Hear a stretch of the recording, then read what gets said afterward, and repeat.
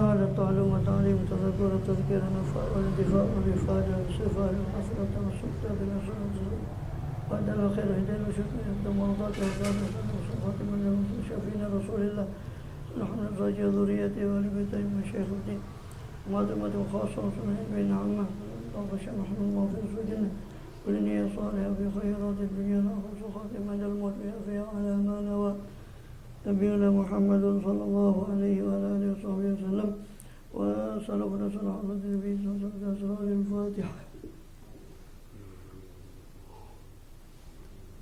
بسم الله الرحمن الرحيم. إياك نعبد وإياك نستعين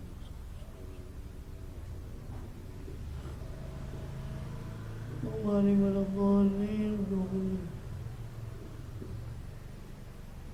بسم الله الرحمن الرحيم.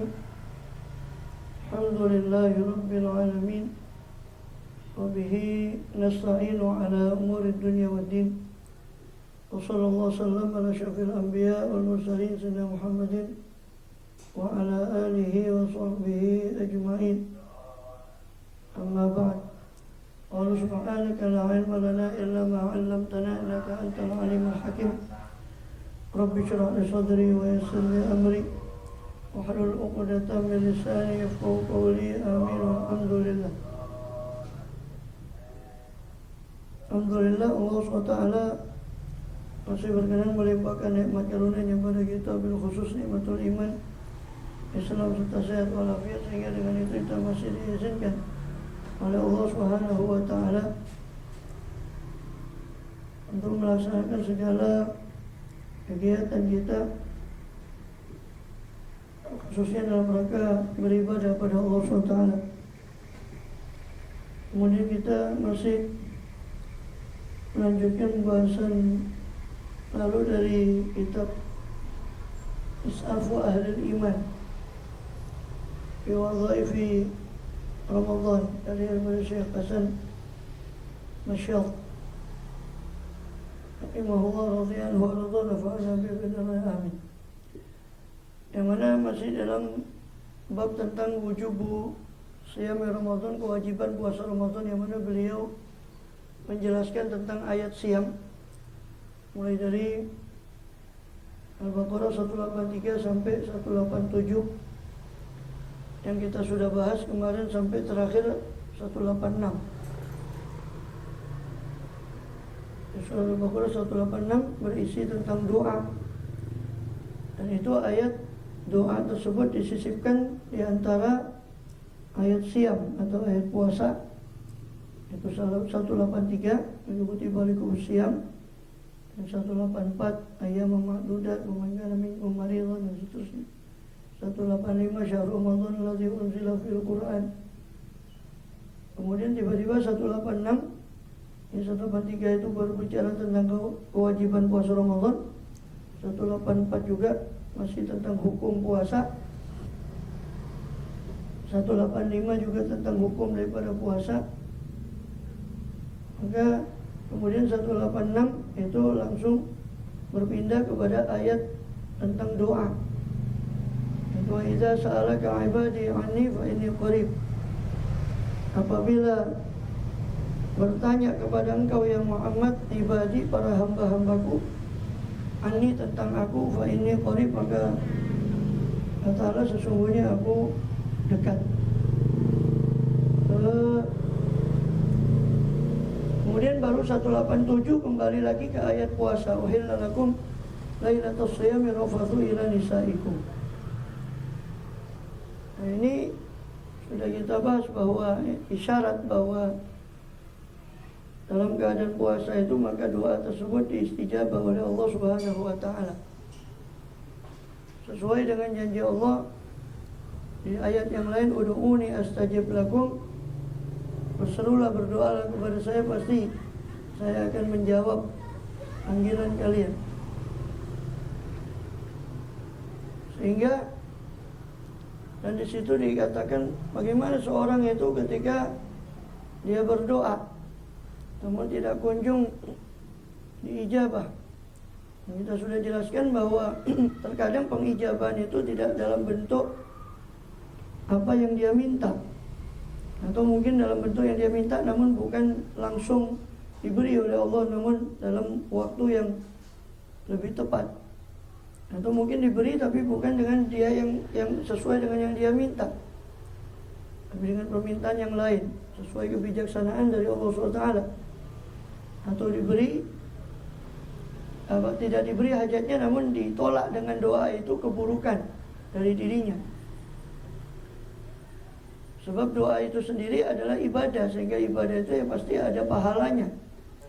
Jadi bukan berarti kemudian tidak diijabah berarti kemudian sia-sia apa doa tersebut. Ya. Kemudian atau tidak diijabah di dunia tapi Allah simpan pahalanya di akhirat, sehingga seorang mendapati pahala yang banyak di akhirat dan dia tidak merasa mengamalkan amalan-amalan tersebut. Kemudian dikatakan oleh Allah bahwa itu adalah pahala daripada doanya yang tidak diijabah oleh Allah SWT. Maka seandainya saja kata dia doa saya semua ini tidak diijabah, karena diberikan pahalanya pada saat mereka membutuhkan di akhirat itu. Yang mana setiap orang di akhirat itu membutuhkan, memerlukan daripada pahala daripada amalannya.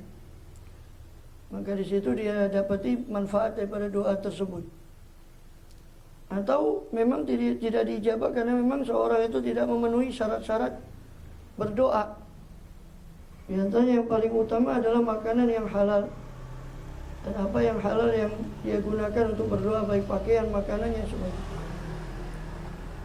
Juga di antara adab doa yang sudah dijelaskan pula singgung kemarin bahwa hendaknya seorang yang berdoa tidak tergesa-gesa. Sebab Rasulullah SAW bersabda sebagaimana dalam Sahih Muslim, yastajibullahu li ahadikum, Allah itu menjawab doa seorang dari kalian malam ya'jal, selama orang tadi tidak tergesa-gesa. Wama al-istijal, apa itu ya Rasulullah tergesa-gesa? Dibilang seorang itu berkata da'autu falam yustajab li, saya sudah berdoa tapi tidak kunjung doa saya didengar, atau tidak kunjung doa saya diijabah oleh Allah SWT. Padahal Nabi Ibrahim alaihissalam ketika beliau berdoa Rabbi habli minas solihin, itu baru diberi, itu umur berapa? Padahal itu ketika berhijrah beliau itu dari Babylon, dari Babel ya, menuju kepada Palestina ya, ke Mesir. Kemudian setelah dari Mesir, keluar dari Mesir menuju kepada Palestina. Akhirnya beliau menetap di sana dan kemudian berhijrah dengan Hajar ke Makkah. Itu di awal beliau keluar dari Babilonia itu beliau berdoa Rabbi habli minas sholihin. Itu baru diijabah itu setelah puluhan tahun. Ada yang mengatakan sampai 40 tahun, ada yang mengatakan lebih. Baru diijabah dengan diberinya Ismail itu alaihissalam. Nah itu Nabi Allah Ibrahim yang sebagai Khalilullah atau Khalilur Rahman. Begitu juga Nabi Musa alaihissalam ketika berdoa untuk Fir'aun supaya dibinasakan karena sudah tidak ada harapan lagi untuk hidayah. Maka di situ Nabi Musa alaihissalam dan Nabi Harun alaihissalam berdoa, Rabbana tumis ala amwalihim, ya Allah hancurkan saja harta mereka itu. Washdud ala qulubihim, tutuplah hati mereka. Wala yu'minu hatta yarawul azabal alim, sebab mereka tidak akan beriman sampai melihat azab yang pedih. Ini doanya kepada Fir'aun dan pengikut. Maka Allah kemudian menjawab doanya, qala qad ujibat da'watukuma fastaqima wa la tattabi'anni sabilal ladzina la ya'lamun. Itu antara doanya Rabbana tumis ala amwalihim sampai Allah menjawab qala qad ujibat da'watukuma. Itu ada yang mengatakan 40 tahun baru diijabah. Itu doa kalimullah Nabi Musa alaihissalam. Kita ini bukan apa-apanya Allah Ta'ala, minta langsung langsung diijabah. Tidak diijabah murid tidak doa. Kalau sudah dari ijabah ngambul, sudah dungu-dunguan. Apa doa ya? Apa tidak diijabah? Nah. Jadi termasuk ada berdoa tidak tergesa-gesa. Ya. Kemudian juga termasuk adab doa adalah tidak memilih sesuatu kepada Tuhannya, karena Allah lebih tahu. Justru harusnya dia minta pilihan kepada Allah mana yang lebih baik daripada pengijabahan itu. Ya. Dan juga jangan pula dia seolah-olah memastikan bahwa apa yang dia minta itu pasti maslahat bagi dirinya, karena dia belum paham. Hamba ini kan tidak mengerti. Ya, sedangkan Allah SWT itu lebih mengerti. Walaupun konteksnya itu ayat itu tentang jihad, tapi kan di ayat itu mengatakan asa tuhibbu syai'a wa khairul lakum. Asa taqulu syai'a wa khairul lakum, asa tuhibbu syai'a wa syarrul lakum. Terkadang kalian membenci sesuatu padahal sesuatu yang kalian benci itu bagus bagi kalian. Dan sebaliknya terkadang kalian mencintai sesuatu padahal sesuatu itu buruk bagi kalian. Wallahu ya'lam wa antum la ta'lamun. Sedangkan Allah Maha mengetahui, sedangkan kalian tidak mengetahui. Kemudian dan dikatakan oleh Syekh Ibn Athaillah Sekandari dalam hikamnya bahwa la yakun ta'akhuru amadil ata', hendaknya tidak menjadi pengakhiran, penundaan amadil ata', jangka waktu untuk pemberian Allah Ta'ala, ma'al ilhah fid du'a, dalam merengeknya orang dalam berdoa, mujiban liyaksik, jangan sampai itu mengakibatkan putus asamu. Jadi jangan sampai pengakhiran pemberian Allah Ta'ala bersama dengan merengekmu dalam berdoa kepada Allah itu, jangan sampai itu mengakibatkan putus asamu. Fahuwa dominalakal ijabah, sebab Allah itu telah menjamin bagi dirimu untuk mengijabah. Fima yakhtaruhu lak, mengijabah dalam apa-apa yang Allah pilih untuk dirimu. La fima takhtaruhu li nafsik, bukan mengijabah menurut pilihanmu untuk dirimu sendiri. Allah itu mengijabah dalam apa yang Dia pilihkan untuk dirimu, bukan dalam apa yang kamu pilihkan untuk dirimu sendiri. Wa fil waqtil ladzi yuridu la fil waqtil ladzi turid, dan Allah mengijabah dalam waktu yang Dia kehendaki, bukan waktu yang kamu kehendaki. Ya. Allah itu mengijabah dalam waktu yang Dia kehendaki, bukan waktu yang kamu kehendaki, dan mengijabah sesuai apa yang Dia pilihkan, bukan pilihanmu sendiri. Maka ketika kamu merasa kok itu tidak dijabah, maka jangan sampai itu mengakibatkan putus asamu daripada berdoa kepada Allah Subhanahu wa Ta'ala. Bahkan Sayyidina Umar itu radhiyallahu an mengatakan, saya ini lebih mementingkan bukan mementingkan ijabah, tapi yang saya pentingkan itu doa. Setelah saya sudah berdoa, saya yakin bahwa ijabah Allah akan bersama dengan doa saya. Yang lebih penting bagi beliau adalah doa. Artinya doa itu memerlukan kepada keikhlasan dan ketundukan serta penghinaan diri kita di hadapan Allah Subhanahu wa Ta'ala. Dan itu syarat-syarat itu terkadang tidak mudah di sebagian waktu. Mungkin mudah di sebagian waktu yang lain, seperti di akhir malam dan sebagainya. Sehingga terkadang karena memang syarat doa itu tidak terpenuhi sehingga tidak dikabulkan. Atau memang dikabulkan tapi memang menurut apa yang Allah kehendaki. Maka semua keterangan tadi menganjurkan kita untuk berdoa dan memanfaatkan waktu, terutama di tempat-tempat dan waktu-waktu yang baik. Sebab Allah itu punya nafahat, punya hembusan-hembusan rahmat. Ya. Maka hendaknya dia manfaatkan di waktu-waktu Ramadan, menjelang juga ketika berbuka puasa. Sudah ketika berbuka puasa, itu juga waktu yang mustajab. Falyastajibu li, kata Allah. Maka hendaknya mereka menjawab kepada aku ketika aku memanggil mereka dengan iman dan taat. Kita salaka ibadani fa inni qarib ujibu da'watat da'i. Saya dekat, kata Allah, kata Allah Muhammad, saya dekat. Saya menjawab doanya orang yang berdoa. Idza da'ani, apabila mereka masih mau berdoa kepada saya. Tapi sebaliknya, falyas tajibuli. Ya.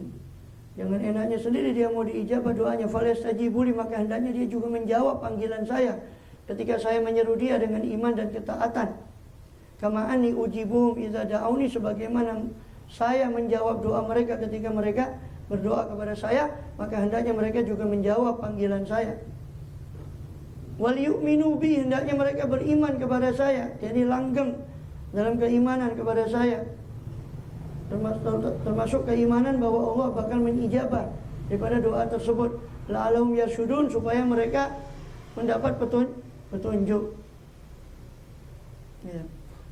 Dan tadi sudah kita singgung bahwa penyebutan ayat ini, ya, di tengah-tengah ayat puasa itu merupakan apa? Merupakan petunjuk. Ya. Fi dzikri hadhil ayat al-bait ala du'a mutakhallil baina ahkamis shaum irsyadun ila al-ijtihad fi du'a inda kamalil iddah bal wa indal fitr. Dikatakan bahwa penyebutan ayat ini yang mendorong kita untuk berdoa, ya, itu merupakan irsyad, petunjuk dari Allah untuk supaya kita berijtihad, supaya kita bersungguh-sungguh, ya, bersungguh-sungguh dalam berdoa. Ketika sempurna bilangan puasa kita 30 hari atau 29 hari, kita disuruh untuk berdoa, karena ayat itu jatuh setelah ayat 185 summa atimus siyam walitukmilul iddata walitukabbirullaha ala ma hadakum wa la'allakum tashkurun. Baru wa idza sa'alaka ibadi, gitu. Jadi maka ini petunjuk bahwa kita dianjurkan berdoa ketika sudah menyempurnakan bilangan puasa tadi, dan juga petunjuk atau ketika, ya, kita berdoa ketika buka puasa. Dan juga Sayyidina Umar bin Abdul Aziz sebagai Khalifah Umar bin Abdul Aziz, ya, beliau itu mengumpulkan keluarganya dan anak-anaknya dan berdoa. Dalam riwayat yang lain ini Abdullah bin Amr bin As, sahabat Abdullah bin Amr. Dalam riwayat yang lain Abdullah bin Umar. Ya, kemungkinan tiga-tiganya juga melakukan itu, yaitu beliau kumpulkan keluarganya dan anak-anaknya ketika buka puasa. Dan beliau berdoa dengan doa, Allahumma inni as'aluka bi rahmatika allati wasi'at kulla syai'in an taghfirali wa tarhamani. Ya Allah, saya memohon dengan rahmatmu yang meluasi segala sesuatu agar kau mengampuni saya dan merahmati saya. Ya. Dan jika dia telah sahih hadis bahwa lis-shaim da'watun mustajabah inda fitrih. Bagi orang berpuasa itu ada doa yang mustajab khususnya ketika berbuka puasa. Ya. Kemudian itu tentang ayat doa 186. Kemudian di ayat 187 Allah berfirman, A'udzu minasyaitonir rajim, uhilla lakum lailatas shiyami rafathu ila nisaikum. Telah dihalalkan bagi kalian pada malam puasa apa ar-rafathu, apa bercampurnya kalian, ya, ila nisaikum, kepada istri-istri kalian. Rafas itu pada makna aslinya adalah al-kalamul mustaqbah, perkataan yang dianggap tabu atau dianggap kotor, itu rafas. Tapi di sini maksudnya kinayah daripada jima. Ya, di sini dipinjam makna rafas itu untuk mengatakan daripada jima. Jadi halal bagi kalian pada malam puasa kalian untuk bercampur dengan istri kalian, ya. Dan ini merupakan apa? Petunjuk dari Allah untuk berbicara itu, kalau bisa memilih kosakata yang sekiranya tidak vulgar, ya. Maka bagaimana dikatakan Quran itu kitab suci yang porno? Quran itu milih bahasanya itu betul-betul dipilih, bukan ya, ya, bukan seperti kitab. Kalau antum baca Bible itu, waduh, kacau, sangat vulgar sekali bahasanya. Bahkan salah satu ahli Kristen itu dari Inggris, pakar mereka sendiri itu mengatakan bahwa di antara kitab yang paling harus dijauhkan dari anak-anak itu Bible. Karena isinya antum lihat di kitab Kejadian itu, waduh, bukan hanya kitab Kejadian, hampir seluruh kitab itu penuh dengan pornografi macam-macam. Ya. Maka dihalalkan bagi kalian untuk bercampur dengan istri kalian pada malam hari puasa, untuk bercampur dengan istri kalian. Dan ini merupakan nasakh dari di awal Islam, sebagaimana kita sudah bahas pada pertemuan lalu, bahwa puasa di awal Islam itu boleh makan, minum dan sebagainya tadi, termasuk kumpul, selama dia belum tidur setelah maghrib itu, setelah buka puasa, selama dia belum tertidur dan belum sholat isya. Kalau sudah melakukan salah satu daripada dua itu, maka dia tidak boleh lagi tidak boleh lagi makan minum sampai besok maghrib. Itu di awal Islam. Nah, makanya ketika sudah maka ketika ini turun ayat 187 ini untuk menasakh aturan itu, sehingga puasa itu seperti yang kita kenal sekarang, bahwa kalau sudah malam hari itu boleh makan, minum, berkumpul sebagainya sampai subuh, sampai fajar. Nah, itu dibolehkan itu di ayat 187 ini. Sehingga ayat 187 ini menasakh, membatalkan hukum pada ayat yang sebelumnya, yaitu di 185, 184 dan juga 185. Jadi bahwa di awal Islam itu pengharaman jima, haram kumpul dengan istri, haram makan, haram juga minum setelah sholat isya. Sebagaimana riwayat daripada Abu Dawud dengan sanadnya, qala wa kana rajul idza aftara fa nama qabla yaqula lam yaqul hatta yusbih. Orang itu kalau sudah buka lalu dia tidur sebelum dia makan, maka dia tidak boleh makan sampai besok. Maka suatu kali Sayyidina Umar, Ja'a Umar fa arada imra'atu fa qalat inni qad nimtu. Sayyidina Umar datang, dia menginginkan kepada istrinya, ya, ini untuk berkumpul dengan istrinya. Dan istrinya mengatakan, saya sudah tidur tadi, saya tidak boleh. Dan kalau sudah tidur, kalau sholat isya tidak boleh lagi kumpul. Kata istrinya, saya sudah tidur. Allah ana tak talu. Maka Sayyidina Umar menyangka bahwa istrinya itu cari alasan. Maka ketika itu akhirnya kumpul Sayyidina Umar itu. Ya. Faja'a rajulun minal ansor, datang kisah yang lain di tempat yang terpisah. Ada orang dari seorang Ansor. Di dalam riwayat Sahih Muslim dan Bukhari disebut juga Qais bin Sirmah al-Ansari. Itu nama sahabatnya. Qais bin Sirmah al-Ansari radhiyallahu anhu. Dia hendak makan, datang dari kerja menjelang syuruk, menjelang terbenam matahari. Ya, sudah hampir waktunya buka, datang. Maka bahkan setelah terbenam matahari dibilang sama istrinya, wahai istriku, mana ada makanan? Dia bilang tidak ada, saya mau cari dulu. Maka dicari oleh istrinya, keluar. Maka ini Qais bin Sirmah ini tertidur karena capeknya, dia tertidur. Maka bangun, dia mengatakan, celaka saya ini tertidur belum makan, maka tidak boleh makan sampai besok. Akhirnya karena dia kerja juga besok, sampai tengah hari ngeplak, pingsan, semaput, tidak sadar diri dia, karena tidak kuat tengah hari. Ya. Maka tidak lama dari kejadian-kejadian, dua kejadian itu, kejadian Sayyidina Umar, juga kejadian Qais bin Sirmah al-Ansari radhiyallahu anhum ijmain, itu akhirnya tidak lama turunlah ayat 187 ini, surah Al-Baqarah. Uhilla lakum lailatas siyami rafathu ila nisaikum. Dihalalkan bagi kalian pada malam puasa untuk rofas, untuk berkumpul dengan istri kalian. Hunna libasul lakum wa antum libasul lahunna. Mereka ibarat pakaian bagi kalian dan kalian ibarat pakaian bagi mereka. Yani pakaian ibarat hunna sakanun lakum wa antum sakanun lahun. Ibaratnya adalah penenang. Ya. Makanya kan tujuan menikah itu kan litaskunu ilaiha, supaya ada sakinah, ketenangan. Ya.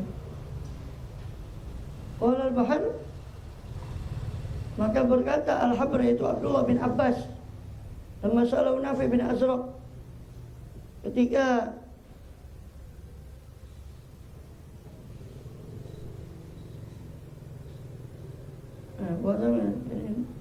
udah usah saya loncat ya, cuma masalah bahasa, tambah lapar nanti. Loncat masalah lughah ini agak repot bahasanya, nanti tambah lapar nanti, terus biar loncat aja nanti kali pembahasan yang lain.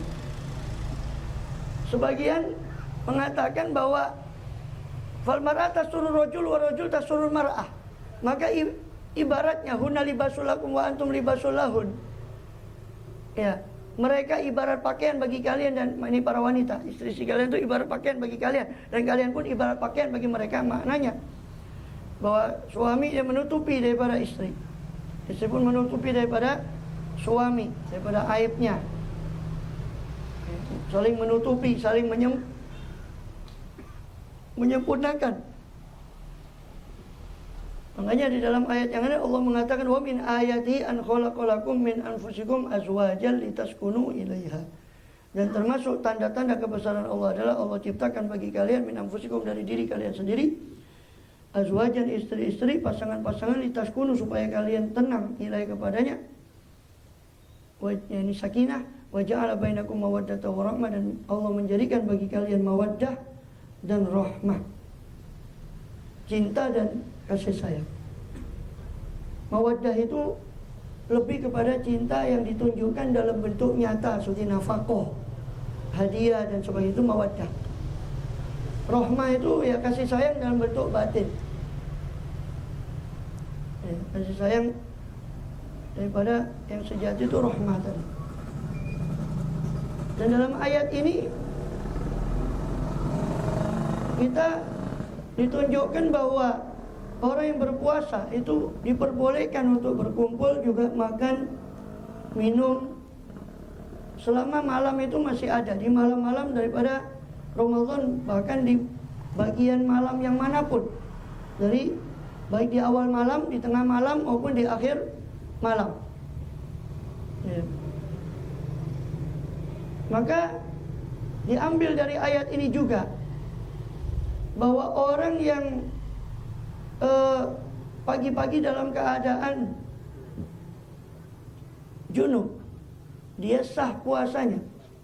Bangun dalam keadaan junub, atau dia subuh datang dalam keadaan junub karena dia jimat sebelumnya, maka itu tetap sah daripada puasanya. Sebagaimana mazhab jumhur ulama. Alim Allah annakum kuntum taqtanuna anfusakum. Allah telah mengetahui bahwasanya kalian tuh mengkhianati diri kalian sendiri dengan jima di waktu malam hari. Ini kalian tidak mampu untuk menahan hal tersebut di malam hari. Fataba alaikum, maka Allah menerima taubat kalian. Ketika kalian bertaubat, ini Sayyidina Umar menyesal tadi dengan perbuatannya tadi yang dia sudah kumpul setelah tidur istrinya. Maka Allah menerima taubat kalian, wa afankum, dan Allah memaafkan kalian. Ya. Bahkan Allah menghilangkan keharaman itu dengan hukum yang baru, yaitu dibolehkannya malam hari itu untuk makan, minum dan berkumpul. Fal ana basyiruhunna, maka sekarang ketika sudah halal, ketika sudah Allah halalkan bagi kalian, maka basyiruhunna, silakan kalian mengumpuli istri kalian di malam hari. Wabtahu ma kataballahu lakum, dan carilah apa-apa yang Allah tetapkan untuk kalian. Ya. Apa-apa yang Allah tetapkan untuk kalian. Sebagian ahli tafsir mengatakan yang dimaksud apa yang Allah tetapkan untuk kalian adalah anak.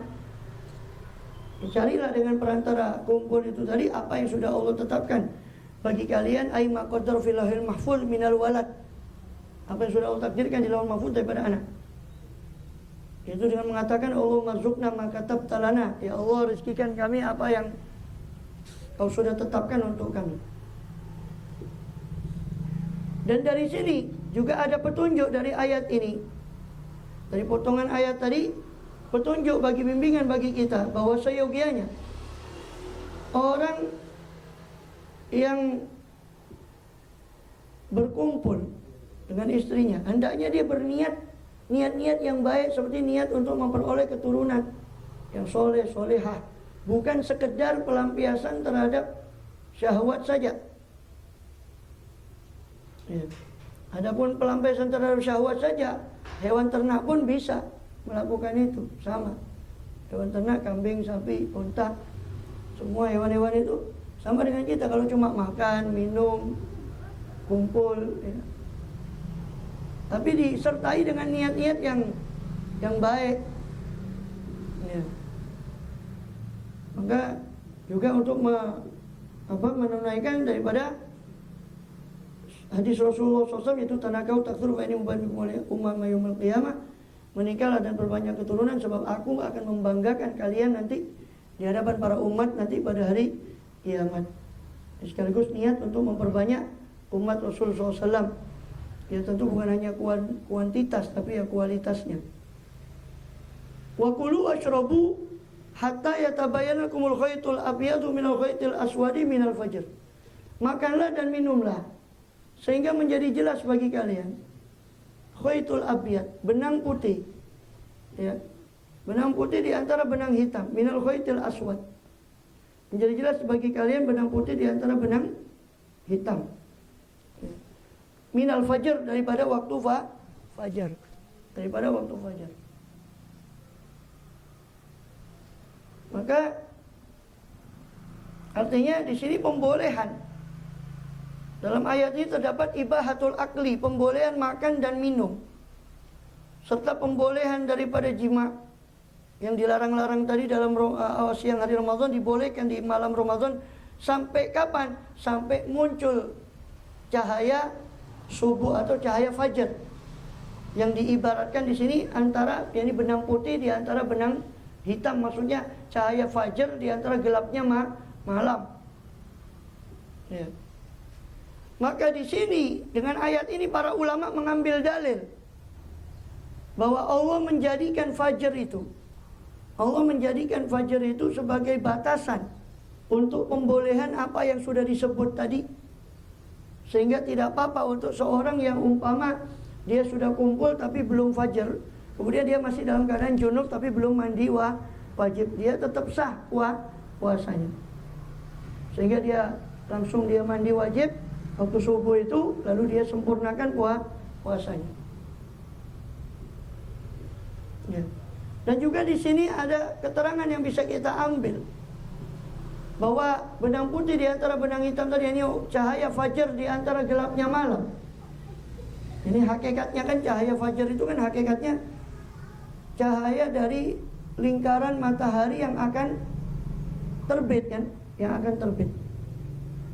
Sebagaimana nanti ketika terbenam lingkaran matahari itu kan tidak langsung gelap di ufuk barat, itu masih ada berkas cahaya, tapi mataharinya, busurnya, lingkarannya itu sudah tenggelam, sudah tidak ada, tapi masih ada berkas matahari. Makanya Rasul kan ketika sudah saya ceritakan kemarin hadis di Bukhari itu, ketika ada sahabat, kata Rasul suruh buka, terus buka puasa, sahabat masih lihat di barat itu ada terang. Belum ya Rasul, buka, kamu siapkan sekarang, kata Rasul. Sampai diulang 3 kali. Kata Rasul, kalau sudah malam itu sudah datang dari timur dan matahari sudah terbenam daripada barat, berarti sudah waktunya kamu berbuka. Ya, jangan nunggu gelap. Ya, mau kaliran ya silakan. Ente nono sih petang dan turun petang ya. Mazhab Mukidi. Ya, jadi nanti tunggu gelap dulu. Mazhabnya Abu Nawas. Jadi dan fajar pun begitu sama. Ketika mau terbit matahari, lingkaran matahari itu ada berkas cahaya lah. Itulah yang kita kenal dengan fajar. Mataharinya masih di bawah ufuk, tapi cahayanya sudah nampak. Makanya ciri-ciri fajar sodik, ya kan, ada fajar kadzib, ada fajar sodik. Itu cahaya itu makin terang, karena memang dasarnya fajar sodik itu memang cahaya matahari yang bakal terbit, sehingga makin lama makin terang cahaya fajar itu, fajar sodik itu. Nah, tetapi karena melihat cahaya fajar ini kan sulit, terutama kalau di perkotaan macam ini ada banyak cahaya malam. Walaupun di laut sekalipun kalau sudah banyak lampu-lampu ya sulit juga kadang ngelihat. Ya. Sulit, maka karena sulit, dari sini ulama mengambil juga kehati-hatian untuk menahan diri dari makan dan minum, ya. Menahan diri dari makan dan minum menjelang fajar itu terbit, yang kita kenal dengan imsak. Imsak itu artinya menahan, ya, menahan makan minum menjelang fajar itu terbit. Karena malayatimul wajib illa bi fahuwa wajib, ya. Maka dari situ, ya, falahu zalika indal man. Naam, man syakka fitul fajr falahu zalika indal a'immah kaza indal imam a'immatus syafi'iyah. Ya. Memang orang yang masih ragu, ya, orang yang ragu tentang terbitnya fajar, maka dia boleh untuk minum dan makan. Masih ragu ini belum terbit apa belum. Menurut para imam mazhab Hambali dan para imam mazhab Syafi'i, tapi makruh. Ya. Tapi imam mazhab Malikiyah itu mencegah hal itu kalau dia ragu, tidak boleh kalau dia ragu. Sedangkan menurut imam Hanafiyah, para imam mazhab Hanafi, idza syakka fil fajri al-afdal ayyada al-akla. Kalau dia ragu tentang fajar, maka lebih utama dia meninggalkan makan. Menurut mazhab Hanafi, lebih utama dia meninggalkan makan. Wajib alaih, tapi tidak wajib. Kalau mazhab Maliki, wajib meninggalkan makan minum. Kalau sudah ragu, ragu apakah ini sudah terbit fajar apa belum. Menurut Maliki sudah wajib meninggalkan tuh makan minum. Hanafi lebih afdolnya meninggalkan makan minum. Syafi'i dan Hambali makruh kalau dia makan minum ketika ragu.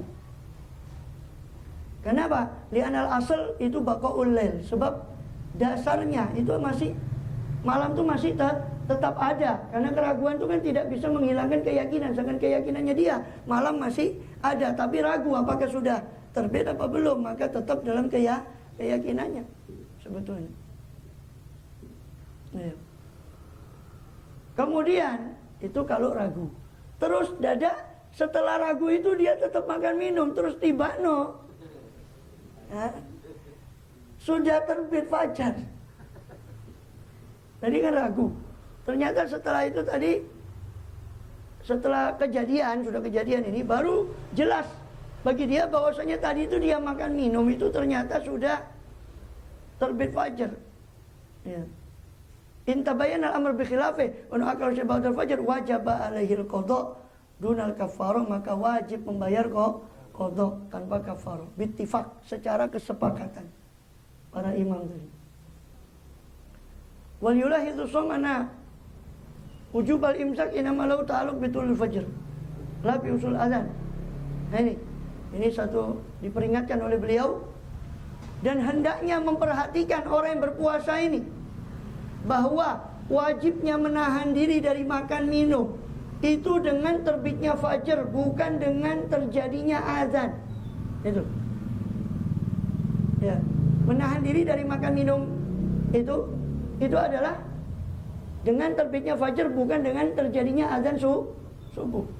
Sebab azan itu kadang sudah selesai berapa menit baru azan subuhnya. Ojo wis durung azan kok. Terus dia enak-enak no. Atasnya durung azan, belum azan kok ini.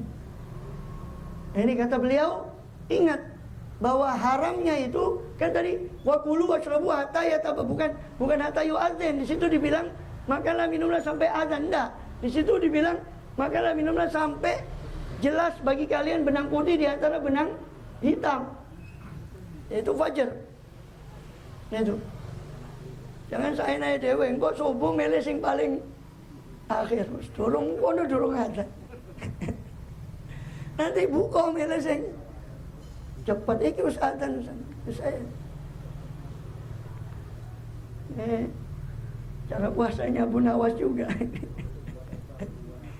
Hah?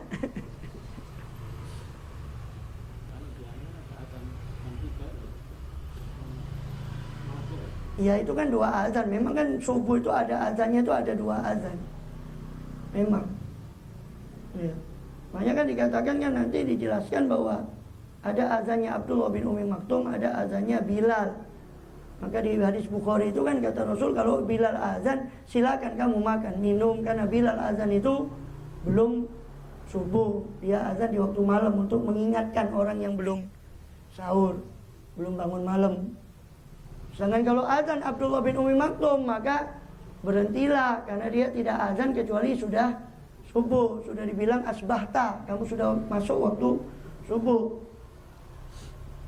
Maka siapa orang yang terbit fajar sedangkan di mulutnya, kata beliau, ada makanan, faman tola alil fajr fi fami syai'un min ta'amin aw syarabin tarahahu halan, dia buang seketika, dia muntahkan seketika. Siapa yang terbit fajar sedangkan di mulutnya masih ada makanan atau minuman, hendaknya dia buang seketika. Lalu dia buang seketika, maka soha saumuhu, sah puasanya. Tapi kalau dia tidak membuang seketika, dia malah bersabar, wabalau, malah dia telan, batola saumuhu, batal puasanya, wa wajaba alil imsak. Tapi meskipun batal puasanya, dia tetap wajib menahan diri sampai maghrib. Bukan berarti atasnya us batal, aku tak mangan, tak bisa, dosa. Namanya wajib menahan, berarti kalau namanya wajib itu kan kalau ditinggalkan berdosa. Jadi orang yang seperti itu, karena keteledoran dia, kok makan tiba-tiba fajar kok bukan dimuntahkan malah ditelan, itu namanya teledor. Kita sudah pernah bahas bahwa orang yang batal puasanya karena teledor, termasuk orang yang lupa niat di malam hari. Wong malam itu panjang segitu kok dia lupa niat, itu namanya teledor. Orang yang batal puasanya karena teledor seperti ini, termasuk orang yang kumur-kumur itu, terus ketelan. Orang yang batal puasanya karena teledor ini wajib menahan diri sampai maghrib, seperti orang puasa. Tapi dia tetap wajib mengqadha sebagai pelajaran bagi dia, dan juga sekaligus sebagai penghormatan bagi bulan Ramadan. Itu tidak terjadi di lain puasa cuma puasa Ramadan saja wajib menahan. Jadi nggak bisa mentang-mentang aku lah atas lali, ya, saya lupa niat umpam, terus aku tak mangan wae, tak bisa. Walaupun batal puasanya tetap wajib menahan sampai maghrib. Salah ya. Malam saat panjang-panjangnya lupa niat itu, ya. Lucunya nonton bal-balan tapi niatnya lupa. Ya kosone lali, bal-balan tidak lali. Tangi, bangun, kelihatan. Jadi wajib menahan hari itu, ya. Lihurmatil waqti, karena kehormatan waktu Ramadan. Wa alail qadha, dia wajib qadha. Ya. Menurut imam yang 3 selain Maliki, Syafi'i, Hambali, Hanafi. Menurut Imam Malik, orang yang seperti tadi ini teledor, dia wajib bukan hanya qadha, dia harus bayar kafaroh. Ya. Itu karena dia anggapannya teledor. Kemudian amma hadits Abi Dawud. Ini hadis yang sering disalah artikan. Adapun hadis yang diriwayatkan Abu Dawud, idza sami'a ahadukumun nida wal ina'u ala yadihi fala yadhuhu hatta yaqdiya hajatah. Itu ada di hadis Abi Dawud, di Sunan Abi Dawud. Apabila seorang dari kalian mendengar suara azan sedangkan wadah itu masih di tangannya, hendaknya dia jangan meletakkan wadah itu kecuali dia sampai dia menyelesaikan hajatnya. Terus gimana? Ini ada hadis memang dia Abi Daud. Maka mahmulun ala nidail awal. Ini ditafsirkan yang dimaksud azan tadi adalah azan pertama, bukan azan kedua, bukan azan tanda masuk waktu subuh, tapi azan yang pertama. Ini sering salah tafsirkan hadis ini, dianggapnya udah apa-apa kan Rasul bilang katanya kalau masih ada wadah di tangan kita sedangkan azan itu sudah berkumandang kita boleh menyelesaikan hajat itu. Itu azan yang pertama. Ya, azannya Bilal tadi. Sebab Rasul SAW bersabda, Inna Bilalan yunadi bilailin fakulu washrabu hatta yunadi bin Ummi Maktum. Sebenarnya dalam Bukhari.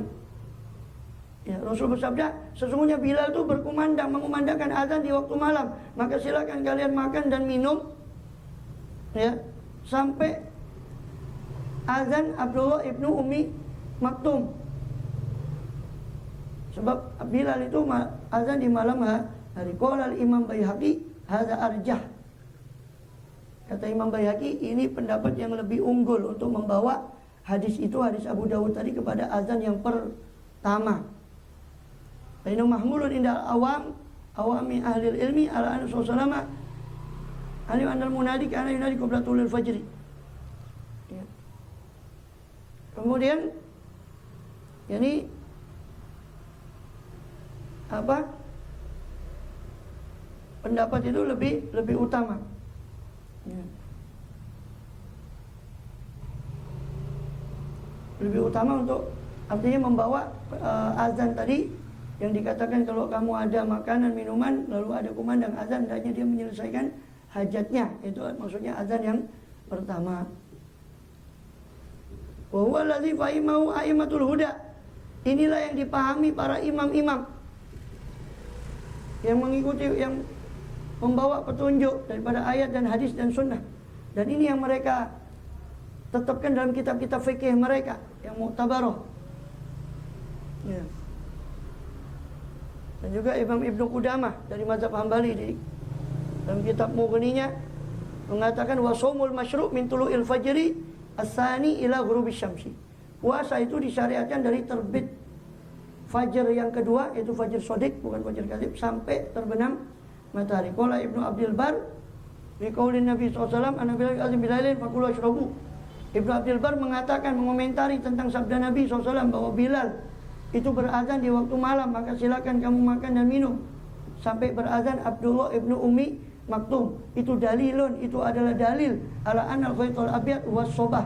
Itu dalil bahwasanya benang putih itu adalah maksudnya waktu subuh. Wa sahur la yakunu illa qabla fajar, dan dalil bahwasanya sahur tidak terjadi kecuali sebelum fajar. Dan ini ijma', wa hadza ijma'un, kata Ibnu Abdul Bar, ya, lam yukhalif fihi illa al-A'mash wahdah. Ini ijma' yang tidak menyalahi ijma' ini kecuali A'mash seorang. Fasyadza, maka nyeleneh pendapatnya A'mash ini tadi. Walam ya'rij ahadun ala qaulih, tapi tidak ada satu orang ulama pun yang mengambil pendapatnya Imam A'mash ini. Kemudian dan ini juga seperti yang disabdakan oleh Rasul SAW dalam Sahih Bukhari, la yamna'anna ahadan minkum adzanu bila min sahuri. Janganlah mencegah seorang dari kalian apa azannya Bilal itu dari makan sahurnya dia. Jangan sampai makan sahurnya azannya Bilal itu mencegah makan sahur kalian. Ya. Fa innahu yu'adzinu bilailin, sebab Bilal itu berazan di waktu malam, liyarji'a qaimukum, supaya kembali orang yang berdiri di waktu malam, ya, kembali untuk dia sahur kalau dia belum sahur. Wayuqidh na'imakum, dan membangunkan orang yang tidur masih belum bangun di antara kalian. Ya.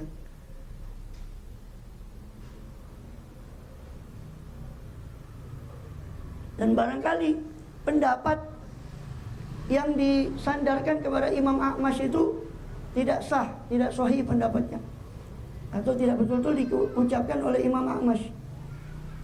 Ya. Ini bahwasanya tadi itu, bahwasanya selama azan itu katanya masih Itu tidak ada secara kesepakatan kecuali A'mash itu tadi. Tapi itu pun dikatakan barangkali itu pendapat yang nggak sahih sejak dinisbatkan kepada Imam A'mash, sebagaimana dikatakan oleh Imam Nawawi dalam syarah Muslim. Dalam syarah Imam Nawawi atas Sahih Muslim, "Tsumma la yajuzu taqlidu man nusiba lil A'mash fi dzalika li'annahu madhhabun syadzun in aqadal ijma' dunahu." Tidak boleh, kata Imam Nawawi ketika menjelaskan hadis tentang sahur tadi, ya, azannya Bilal tadi, ya, maka Imam Nawawi mengatakan di syarah Muslim tidak boleh untuk mengikuti apa yang dinisbatkan kepada A'mash dalam pendapatnya yang nyeleneh. Itu tadi masih ada selama belum apa, ya, azan itu selesai. In aqadal ijma' dunahu, karena sudah sepakat ijma' itu selain daripada perkataan Imam Ahmad itu bahwa dengan azan itu sudah berhenti semua, yang namanya makan minum sudah haram, dan kalau dilakukan ya jelas membatalkan puasa. Wa lam yuqallid ahadul a'imma al-arba'ah mujtahidin masyhurin alladzina dhubitat mazahibum wa qutimat al-kitab wa sunnah. Maka yang boleh diikuti hanyalah pendapat para 4 imam mazhab itu yang terkenal, ya, yang telah ditentukan diteliti mazhab mereka dan dikhidmai, dilayani mazhab mereka oleh para ulama, ditulis syarqan wa ghurban, yang menyebar pendapatnya itu atau fikih mereka di timur dan barat, dan senantiasa menyebar pendapat mereka, ya, mazhab mereka, dan beramal, orang-orang beramal atas mazhab-mazhab mereka ila yaumil qiyamah. Razaqanallahu hubbahum, semoga Allah merezekikan kita kecintaan pada mereka, wa jama'ana bihim fi mustaqir rahmati man fadlih, amin. Dan semoga Allah mengumpulkan kita dengan mereka di tempat rahmatnya Allah, surganya Allah, amin ya rabbal alamin. Summa atimus siyama ilal lail, kemudian sempurnakanlah puasa itu dari fajar tadi sampai kapan? Ilal lail, sampai malam. Sedangkan malam itu pengertiannya masuk malam itu dengan terbenamnya semua busur matahari, lingkaran terbenamnya semua lingkaran matahari. Itu malam.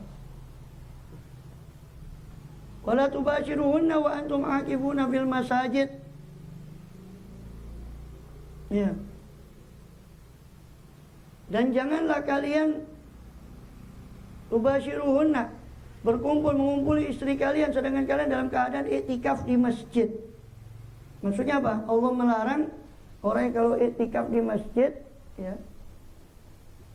Maksudnya ini iktikaf yang dia itu sudah menentukan, umpama 1 hari, 10 hari di akhir, umpama dia langsung niat sekian hari, maka dia nggak boleh keluar dari masjid kecuali hajat darurat, buang air kecil, buang air besar, keluar dari masjid cari makan. Lain itu nggak boleh dia kalau sudah niat. Makanya paling enak itu sudah kita niat saja, saya iktikaf di masjid ini selama saya berada di sini. Di kapan keluar nggak apa-apa. Tapi masuk ya niat lagi kalau masuk. Daripada kalau dia mau niat sekaligus, saya niat iktikaf di sini 10 hari umpama, atau 1 hari. Nah, maka berlaku bagi dia hukum tadi, dia tidak boleh dia keluar. Nah, maka hukum ini yang tadi jangan kalian mengumpuli istri kalian sedangkan kalian beriktikaf di masjid, itu maksudnya tadi itu sudah iktikaf tertentu 1 hari umpama, tiba-tiba dia keluar cuma untuk jima maka batal iktikafnya. Kalau dia nazar berarti harus dikodok iktikafnya yang tadi batal itu. Maka jangan kalian mengumpuli istri kalian sedangkan kalian sedang beriktikaf di masjid, ya. Makanya para fuqaha di sini kan disebut iktikaf ini digandeng dengan ayat shaum, sehingga di kitab-kitab fikih itu biasanya menyebut kitab iktikaf, pembahasan iktikaf itu setelah kitabus shaum baru disebut kitabul iktikaf di kitab fikih, kebanyakan begitu. Dan mengikuti di Quran itu susunannya begitu. Ya. Dan ini sekaligus apa? Sekaligus anjuran sangat untuk beriktikaf, khususnya ketika bulan Ramadan, bulan puasa. Karena Rasulullah SAW sungguh Rasulullah SAW beriktikaf di 10 malam terakhir sampai Allah wafatkan beliau sallallahu alaihi wasallam. Ya. Pernah satu kali Rasulullah wurung iktikaf, itu cuma diriwayatkan satu kali saja. Tapi selain itu beliau selalu iktikaf di 10 malam terakhir di bulan Ramadan. Bahkan pernah di awal-awal puasa itu, awal-awal kewajiban puasa, beliau pernah beriktikaf 20 hari. Ya, 10 pertengahan. Kemudian karena dikasih tahu bahwa Lailatul Qadar itu ada di 10 yang terakhir, maka beliau menambah iktikafnya lagi dan berkhutbah, siapa yang mau iktikaf, siapa yang kemarin iktikaf dengan saya, kata Nabi, kalau mau ingin Lailatul Qadar maka hendaknya dia beriktikaf lagi di 10 malam terakhir ini, kata Rasul. Dan beliau SAW beriktikaf di tahun terakhir beliau menjelang wafat. Itu beliau beriktikaf 20 hari. Itu tanda bahwa sunnah, makin umur itu makin senja, sunnah dia untuk menambah ibadah. Sebagaimana Rasul itu SAW beriktikaf malah 20 hari di tahun terakhir beliau menjelang wafat beliau SAW. Yang biasanya 30 hari, beliau justru iktikaf 20 hari di tahun terakhir. Dan pernah sekali di riwayat Bukhari, beliau iktikaf, mau iktikaf 10 hari terakhir itu wurung gara-gara istri-istrinya. Rasul mau iktikaf, biasanya Rasul masuk iktikaf itu biasanya subuh. Setelah sholat subuh beliau masuk ke kemah kecil itu, Hifsun, kemah kecil satu, masuk tempat iktikaf beliau di Masjid Nabawi. Ya. Maka ketika beliau salah satu dari Ramadan beliau di malam terakhir itu, ketika mau masuk ke kemah beliau melihat ada kemah 3. Tanya sama sahabat, ini kemah siapa ini? Itu khibah Zainab, khibah Hafsah, khibah Aisyah. Ini kemahnya Aisyah, kemahnya Zainab, kemahnya Hafsah. Maka dipanggil istri-istri. Al-birra tarawna. Apakah kalian iktikaf ini memang menghendaki kebaikan karena Allah Ta'ala apa karena saya? Jadi ceritanya rupanya diceritakan di Bukhari itu. Aisyah, Nabi kan iktikaf, Aisyah ikut iktikaf, bangun kemah di sebelahnya Nabi. Istrinya cemburu yang lain, bangun kemah juga. Hafsah lihat, bangun kemah. Ya, Zainab lihat, bangun kemah lagi. Maka Rasul ingin memberi pelajaran kepada istri-istrinya, apakah kebaktian, ketaatan yang kalian inginkan. Maka akhirnya beliau wurung iktikaf, hanya beliau mengkodoknya di 10 hari bulan Syawal. Itu satu kali kejadian. Hanya wurung iktikaf gara-gara istri. Dibatalkan, saya wurung iktikaf. Itu memberi pelajaran. Hanya karena memang sudah kebiasaan, maka beliau mengkodok iktikafnya itu di bulan Syawal. Wan Abi Abdurrahman, itu selesai ayat tentang saum puasa. Ada pertanyaan? Berikut ini setelah beliau mengetengahkan ayat-ayat puasa tadi tentang wujubus saum, beliau mengetengahkan hadis, beberapa hadis yang menjelaskan tentang kewajiban puasa. Di antaranya dari Abu Abdurrahman Abdullah bin Umar radhiyallahu anhu, Rasulullah SAW bahwa Rasul bersabda, buniyal Islam ala khamsin, telah dibina Islam itu dibangun atas 5 perkara, 5 pilar. Syahadati alla ilaha illallah, bersaksi bahwa tiada Tuhan selain Allah, wa anna Muhammadar Rasulullah, dan bahwasanya Nabi Muhammad SAW adalah utusan Allah. Wa iqamis shalah, dan menegakkan salat. Wa ita'iz zakah, dan menunaikan daripada zakat.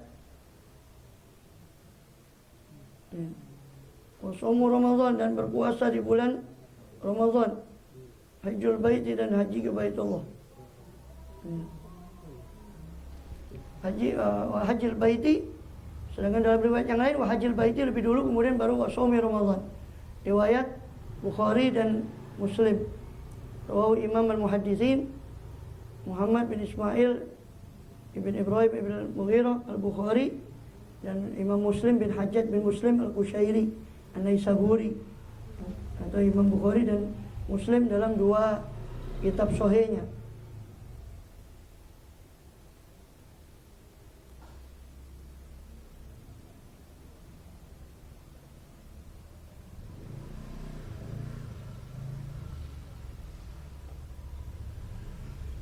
Adapun di syarahnya belum menjelaskan panjang lebar tentang sholat 5 waktu ini. Bahwasanya dibangun Islam itu atas dasar yang 5 tadi, yaitu syahadat tiada Tuhan selain Allah, mengakui bahwa tiada Tuhan yang patut sembah dengan sebenar-benarnya, ya, tidak ada yang patut sembah dengan sebenar-benarnya kecuali Allah SWT, dan bahwa Nabi Muhammad SAW adalah utusan Allah. Sebagai konsekuensinya kita menerima semua apa yang datang dari Rasulullah Shallallahu Alaihi Wasallam. Maka wajib mempelajari makna dua kalimat syahadat ini dalam bab tauhid atau i'tiqad, bab akidah.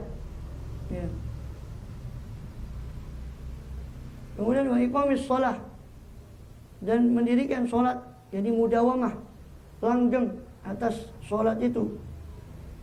Dari kata qaimun yakni daimun, langgeng. Maka iqamus shalah itu maksudnya melanggengkan sholat. Yang dimaksud adalah itmamu arkaniyah, menyempurnakan rukun-rukun sholat, dan istifa, menggenapi ucapan-ucapan yang harus diucapkan dalam sholat dan perbuatan-perbuatan dalam sholat.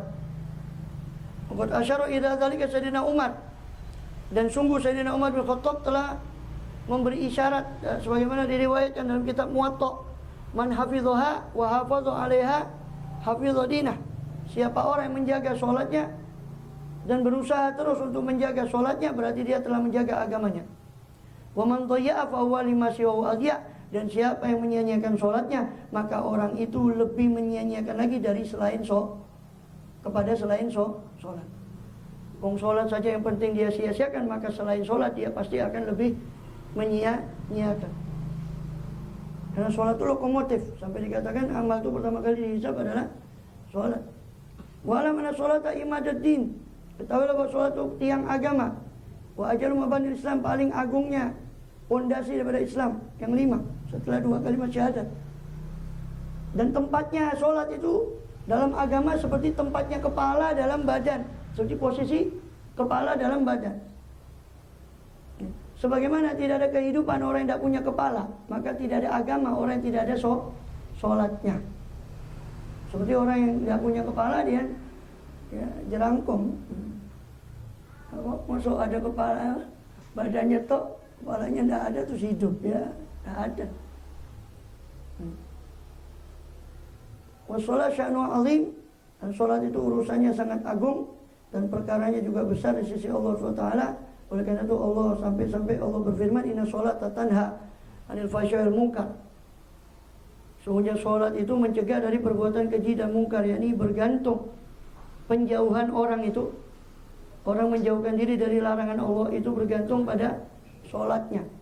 Kalau dia menjaga sholat, dia mampu untuk menjauhkan diri dari perbuatan keji dan mungkar. Makanya dikatakan Rasul SAW ketika ditanya ayyul a'mali afdal, maka Rasul SAW menjawab, amal apa yang paling utama? Beliau menjawab, as-sholatu liwaqtiha.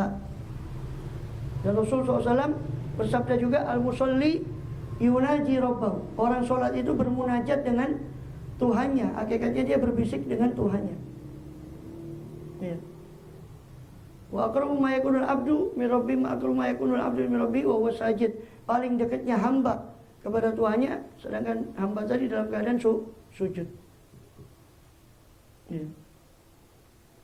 Maka bahkan dikatakan oleh para ulama bahwasanya sholat itu, berkumpul pada sholat itu ibadah-ibadah yang lain yang mana tidak berkumpul pada ibadah yang lain kecuali dalam sholat. Maksudnya apa? Bersuci, diem, menghadap kiblat, baca iftitah, takbiratul ihram, membaca Quran, ini Fatihah dan surat, berdiri, ruku, sujud, tasbih, dalam ruku, sujud, doa dalam sujud, macam-macam. Kumpulan-kumpulan ibadah yang bermacam-macam itu terkumpul dalam sholat. Kenapa? Karena zikir sendiri ibadah. Kita baca subhanallah, ibadah sendiri zikir. Tapi itu terkumpul dalam sholat. Ada zikir ruku, ada zikir sujud. Baca Quran sendiri memang ibadah sendiri kan, baca Quran itu. Tapi di dalam sholat juga ada baca Quran. Ya. Bahkan puasa pun ada dalam sholat. Orang sholat kan tidak boleh makan, tidak boleh minum.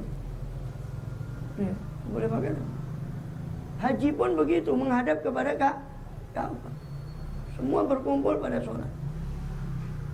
Wal ayatu fil amri biya wal mu'awwadh, ya, dan banyak ayat-ayat yang memerintahkan kita untuk sholat dan menjaga daripada sholat tadi, dan bahwasanya termasuk sholat itu termasuk tandanya orang yang beriman, ya. Dan apa?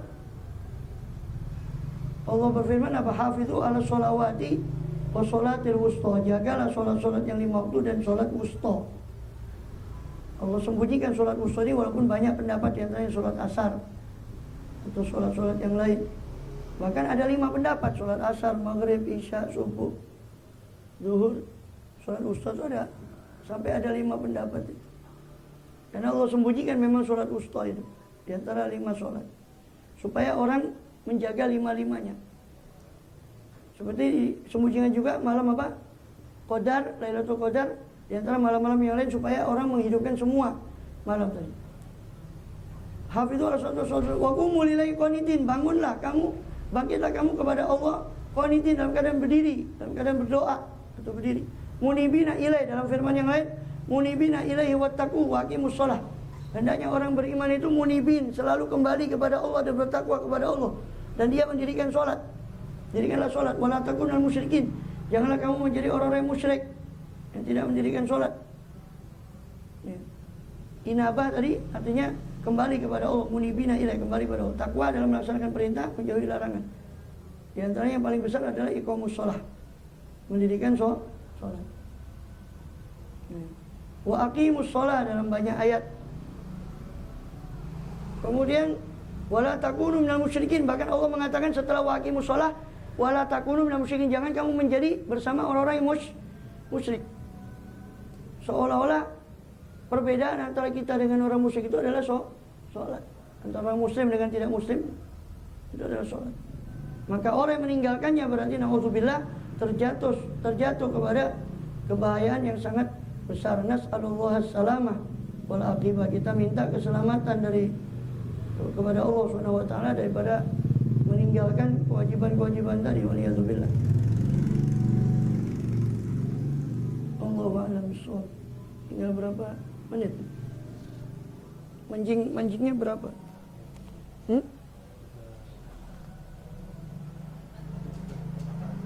Ya?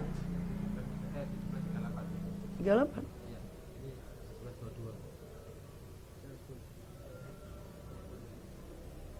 Tak 17.30 ah? Oh 38. Ya. Ya, 32.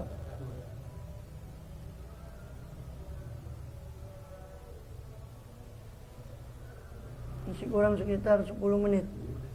Ya, kalau ada pertanyaan, kalau enggak ya kita tutup baca, kita persiapan buka. Cukup.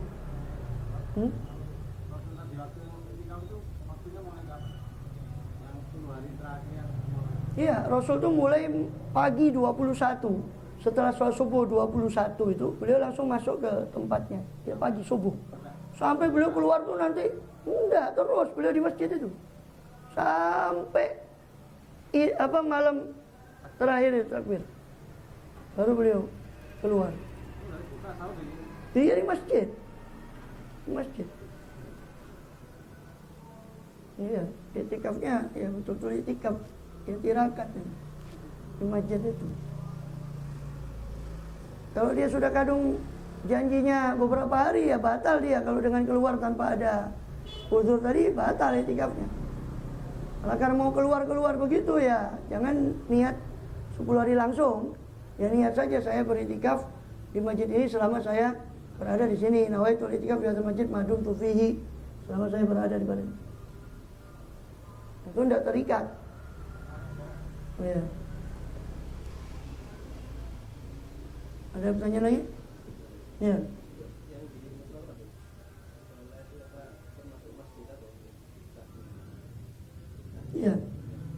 Sebetulnya itu memang kalau secara umum ya, ulama menganggap itu bukan masjid. Tetapi kalau kita lihat di secara bahasa Indonesia ya, karena kan di bab wakaf itu kan kalau orang mewakafkan masjid, ini saya wakafkan sebagai masjid, itu sorry tentang masjidiyah.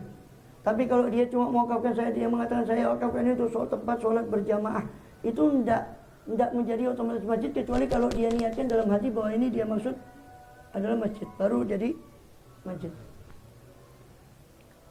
Nah, tetapi permasalahannya masjid itu kan bahasa Arab. Masa ia tidak boleh diterjemah lah? Bahasa Inggris itu kan mosku umpama, bahasa lainnya mungkin. Lah masa orang boleh di sana umpama mewakafkan masjid tapi dia terjemahkan translate masjidnya kepada bahasa dia, terus tidak jadi masjid? Ini kan polemik. Kalau menurut saya itu polemik. Sedangkan di kitabnya saya lupa, Zarkashi tentang ahkamul masajid, itu ditentukan boleh termasuk itu masjid. Kenapa? Karena ya kaitannya musola yang ada di kitab itu dengan musola yang ada di sini itu beda dengan musola yang ada di Indonesia. Di Indonesia ada surau, ada musola. Dan kalau kita merujuk ke Kamus Besar Bahasa Indonesia KBBI, di situ musola itu kalau antum cek di Kamus Besar Bahasa Indonesia, musola itu masjid kecil. Disebutkan di situ masjid kecil. Artinya diakui juga bahwa musola itu adalah ya masjid. Maksudnya masjid kecil, masjid yang bukan jami, masjid yang tidak digunakan untuk Jumatan. Maka kalau menurut pendapat ini ya, bahkan di Tuhfah, di kitab Tuhfah sendiri, kalau ada satu bangunan, oh ini masjid, tapi dia tidak tahu statusnya ini wakafnya masjid apa enggak, itu dihukumi masjid. Kalau dia tidak ngerti ini statusnya, mau siapa yang gelok surat wakaf ini enggak, untuk surat wakaf ini masjid atau duduk. Itu sudah. Kalau ada bangunannya bangunan masjid, dia tidak tahu statusnya ini wakaf masjid apa bukan, ya sudah dihukumi masjid. Kecuali kalau sudah tersiar bahwa itu bukan masjid, maka tetap dalam hukumnya bukan. Atau sudah tersiar bahwa itu memang masjid, ya sudah ikut hukum bahwa itu masjid, tersiar di kalangan masyarakat sekitar itu. Kalau di apartemen kita pernah di apartemen apa ya, di lantai berapa itu dibuat tempat sholat gitu. Iya. Itu kenapa?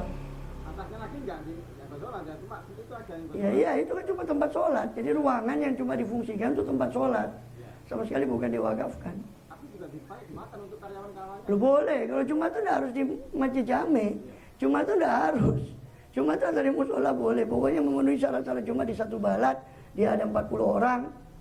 Khittatul balad di dalam batas. Bisa dihukumi masjid seperti itu juga ya? Hah? Bisa dihukumi masjid juga seperti itu? Ya enggak, tetap hukumnya bukan masjid, tapi boleh untuk Jumatan. Hari Jumatan itu tidak terkait pada masjid, Jumatan itu. Cuma masjid itu ada masjid jami, ada masjid bukan jami. Itu istilahnya dalam kebanyakan itu kan membedakan antara masjid jami dan bukan jami. Masjid jami itu yang digunakan untuk Jumatan atau masjid besar. Ya, masjid jami, masjid besar, ya. Masjid raya, masjid besar ya. Ada masjid yang bukan jami, yang tidak digunakan untuk Jumatan. Tapi bukan berarti Jumatan itu harus di masjid lah. Kalau umpama di satu desa situ belum tersedia masjid, jadi boleh Jumatan di satu bangunan situ yang diperuntukkan untuk sholat, silakan. Yang penting kan tidak ada ta'adudul Jum'ah di situ dan memang memenuhi syarat-syarat Jumat yang lain, yaitu 40 orang dan sebagainya. Sah Jumatnya. Jadi nggak tergantung pada masjid Jumat itu. Iya, ya kalau misalkan masjid ya nggak sah semua yang di luar masjid. Jangan kan 212 ya. Orang yang masjidnya kecil terus dia sholat di empernya, terus nyambung, berarti nggak sah semua dong. Jadi nggak disyaratkan masjid itu. Cuma istilahnya tadi kan untuk menjelaskan istilah musola dan sebagainya itu, saya katakan bahwa ada istilahnya yang sudah beredar itu kan ada masjid jami dan ada masjid bukan jami. Tapi bukan berarti Jumatan itu terkait pada masjid itu. Allahu a'lam. Ya kalau antum mau ngikuti pendapat itu, kalau saya lebih, bukan kita berijtihad ya, itu kan sebenarnya bukan masalah ijtihadiyah, itu masalah bahasa. Ya, sedangkan banyak yang membasul masail itu tetap bersikuku bahwa itu harus lafadznya masjid. Tidak boleh diterjemahkan ke manapun. Nah, ini polemik. Seorang nanti di berbagai belahan dunia belum tentu dia mengucapkan masjid. Kalau memang itu harus tidak boleh diterjemahkan, berarti nikah juga tidak boleh diterjemahkan, harus dengan lafaz nikah. Tidak boleh kawin, berarti kawin tidak sah, karena kawin terjemahan dari nikah. Nah, sedangkan orang menyebut masjid itu kan beda-beda. Bahasa Inggris Moskow, mungkin bahasa Jerman tidak tahu saya apa, bahasa Cina apa mana itu. Nah, terus masa tidak sah semua wakafnya orang yang di belahan dunia yang lain itu harus nyebut masjid. Ini yang kalau saya pribadi saya tidak setuju. Saya pribadi. Karena itu bukan masalah ijtihadiyah. Dan ini bukan kita memposisikan diri pada kita berijtihad, tidak. Itu cuma masalah bahasa, polemik bahasa masjidnya itu tadi, dan bahasa antara musola dan masjid. Musola itu di sana lain sama musola di sini. Musola di sini itu masjid kecil. Seperti dalam KBBI tadi, Kamus Besar Bahasa Indonesia. Kalau musola di sana, ya, dan juga ada penyebutan musola lagi di sini, musola pribadi itu juga disebut musola ketika dalam rumah. Seperti orang Madura di setiap depan rumahnya itu ada musola, itu juga musola. Tapi musola juga di sini diartikan sebagai masjid kecil. Ya, itu permasalahannya. Lah di sana itu musola nggak ada musola, semuanya walaupun kecil besar semua masjid di Timur Tengah itu nggak ada musola. Semuanya masjid. Itu. Enggak, itu pengecualian, tetap musola atau musola lain yang digunakan untuk musola id biasanya, atau musola jenazah itu di sana. Peruntukan musola jenazah atau sholat id, atau musola di tempat rumahnya. Lain itu enggak ada. Kalau sini kan ada musola ini, ada masjid ini ya. Di sana itu enggak ada semacam itu, semuanya masjid. Enggak ada musola. Nah, karena perbedaan bahasa ini nggak bisa. Kalau saya tidak setuju dengan, tapi kalau antum bawa pendapat ini ke ulama lain, ya geger. Kalau saya tidak mau. Saya tidak mau debat. Pokoknya saya yakini seperti itu.